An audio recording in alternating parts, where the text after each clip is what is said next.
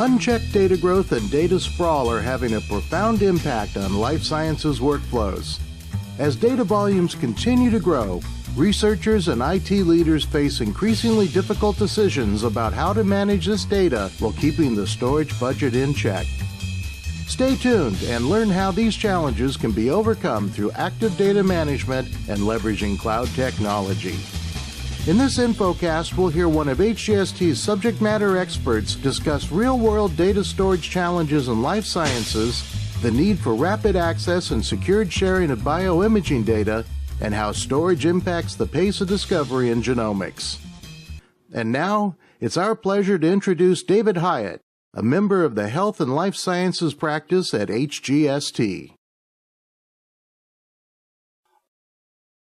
Welcome, everybody. First off, I want to thank San Diego Supercomputing Center here for hosting this event in such a nice facility, and also Advanced HPC for sponsoring. Without them, this wouldn't be possible. So what I'd like to do is talk to you a little bit about, I'm going to set the stage, and then we're going to kind of dive into some of the details of best practices. But starting off, let's take a quick look at some of the life science use cases, the most common ones, and look at the workflow comparison at a very high level, talk about some of the common storage challenges in life sciences that you may be facing, as well as look at the use of next generation storage platforms like Object Store and how that might fit into a workflow, scientific workflow. And then, of course, we'll jump into the best practices. And last, I want to issue a challenge for you guys to think differently about storage. So to start off, the common use cases are obviously sequencing, bioimaging, and also journal archives.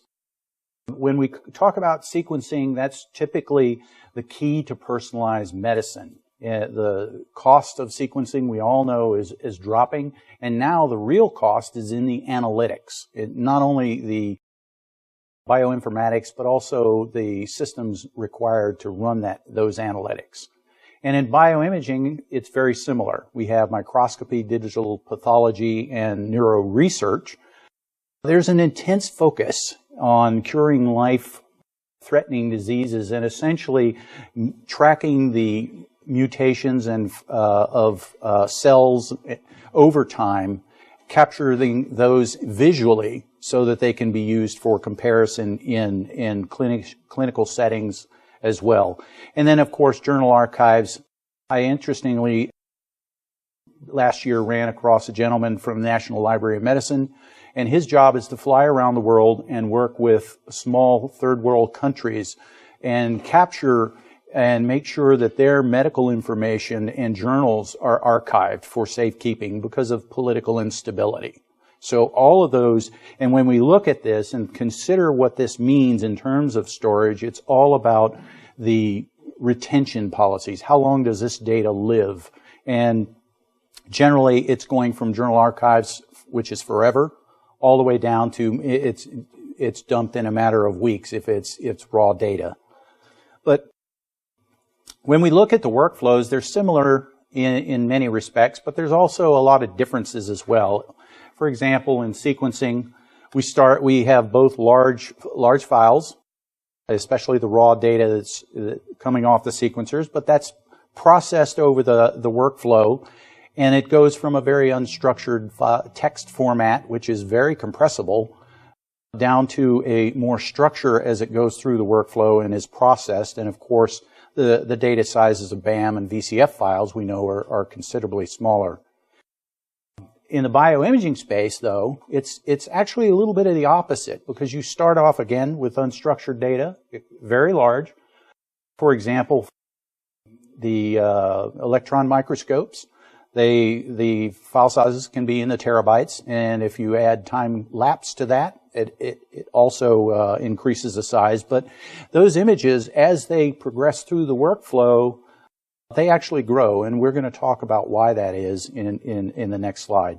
But one of the things I wanted to focus on here in terms of the data storage, especially with the life science workflows, is these are traditionally they're file-based storage systems. And given the growth in file sizes, what we're seeing is a lot of growth or interest in object storage.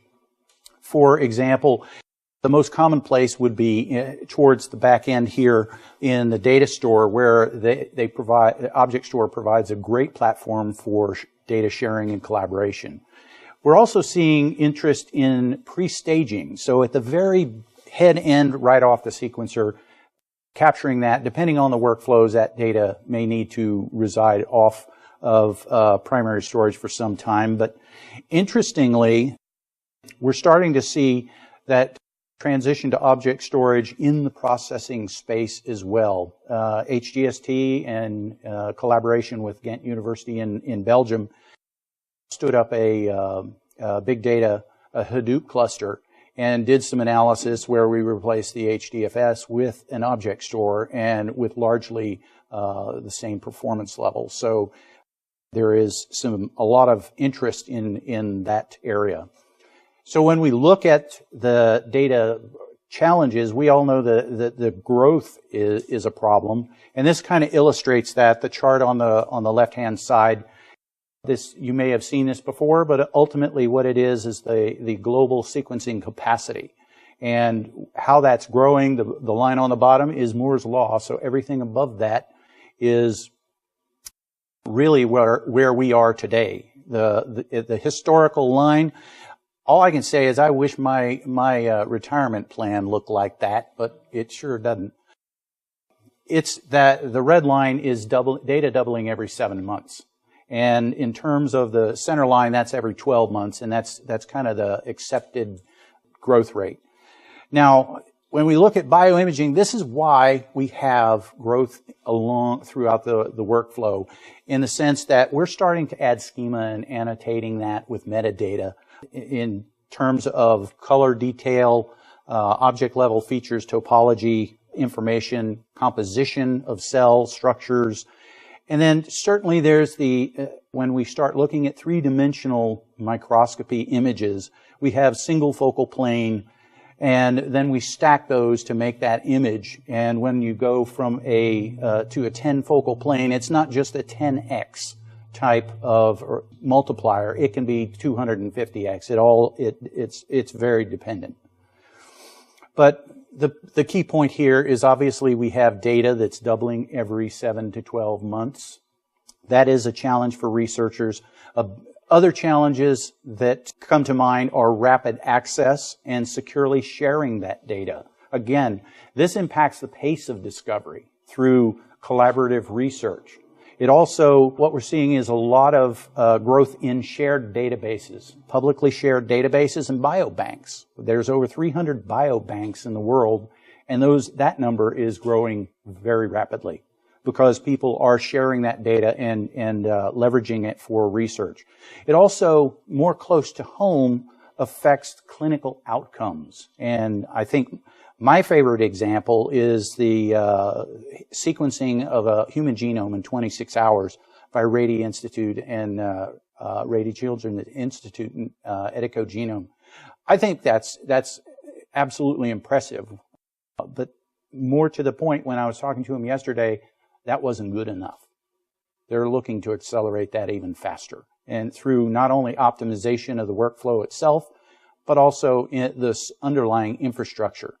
And so when you think about that, 26 hours for a newborn infant with a 60-day life cycle, let's kind of put this in perspective that you and I could understand. 60-day life cycle, 6-day average turnaround, that's 10% of an infant's life, which would essentially equate to 5 to 7 years to get the results back for you or me.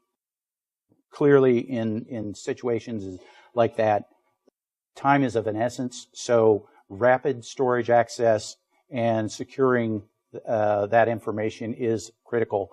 And so ultimately, we can process data faster by parallelizing it, but ultimately the bottleneck becomes storage. It becomes the storage systems and in terms of scalability. Thank you for attending our InfoCast. From all of us at HGST, have a great day.